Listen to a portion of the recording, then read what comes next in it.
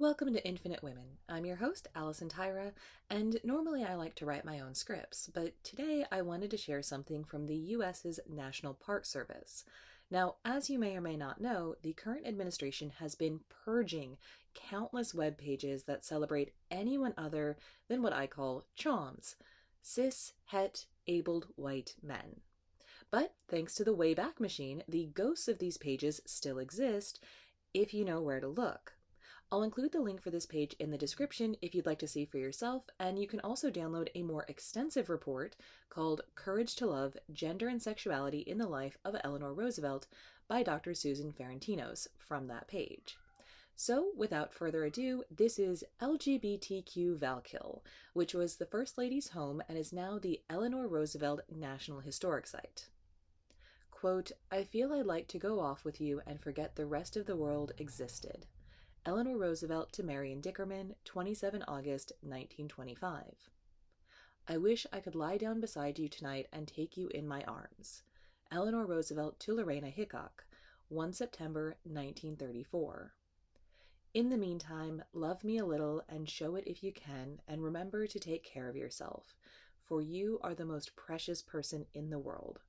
All my love. Eleanor Roosevelt to David Gurewitch, 8 February 1956.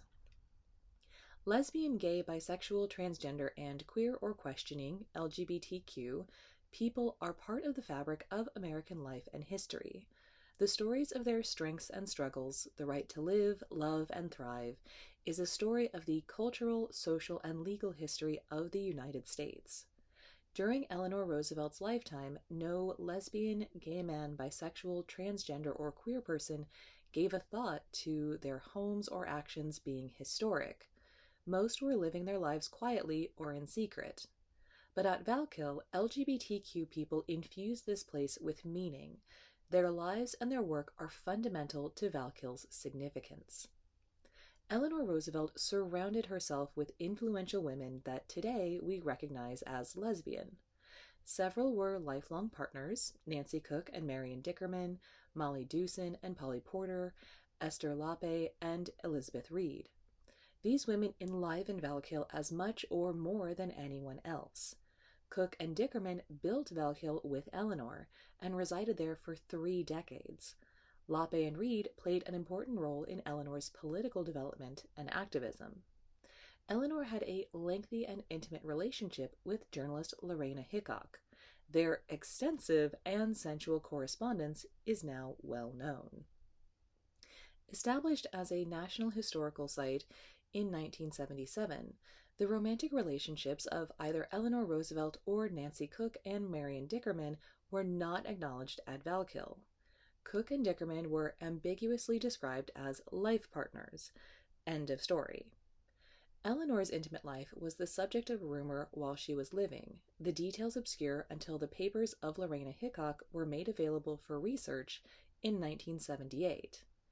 Even then, the most romantic passages between Eleanor and Hick were dismissed as particularly susceptible to misinterpretation. The narrative at Valkill continued without recognition or exploration of Eleanor Roosevelt's emotional and erotic life. Any resemblance of passion in the life of Eleanor was reserved for cliches. She was admired as an outspoken stateswoman who loved all people, championing their civil or human rights. Eleanor's romantic affection was not limited to women. Her relationships with 2 younger men, Earl Miller and David Gurewitch, were also among the most important of her life. Eleanor's son James believed there may have been one real romance in Mother's life outside of marriage. Mother may have had an affair with Earl Miller. Without any surviving documents to characterize the precise nature of her relationship with Miller, it remains a mystery.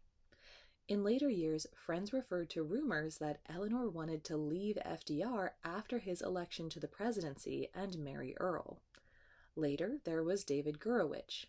Over the 15 years she knew him, Gurewitch was Eleanor's friend, confidant, personal physician, traveling companion, and the object of an intense romantic affection. Among the hundreds of personal letters between them, many reveal the longing and tender, unrequited love of an aging woman in the twilight of her life. The absence of this history at Valkill has been a long-standing concern for LGBTQ people and scholars. The ambiguity of evidence, as is often the case with historic LGBTQ lives, has been championed as a rationale for denying the history. Today, a broader, more rich understanding of Valkill's significance and meaning has benefited from LGBTQ scholarship and biographies published over the last 25 years. LGBTQ people are defined almost exclusively by their sexuality and gender expression, usually marked by others as deviant behavior. Thus, historians tend to obscure this aspect of famous LGBTQ lives. But to ignore it is, in effect, rewriting history by leaving out important aspects of their lives. Why should we care to know anything about Eleanor Roosevelt's intimate life? Eleanor tells us herself in a letter she wrote to Gurewitch in 1948. "The people I love mean more to me than all the public things, even if you do think that public affairs should be my chief vocation.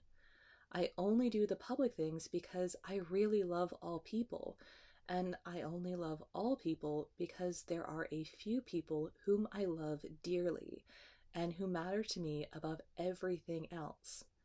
These are not so many, and of them you are now one." If we want to understand Eleanor Roosevelt, we cannot separate her public life from her intimate life. The opportunity to love dearly sustained the life of a compassionate humanitarian. In this way, Eleanor Roosevelt's true legacy is really the freedom she gave herself to love.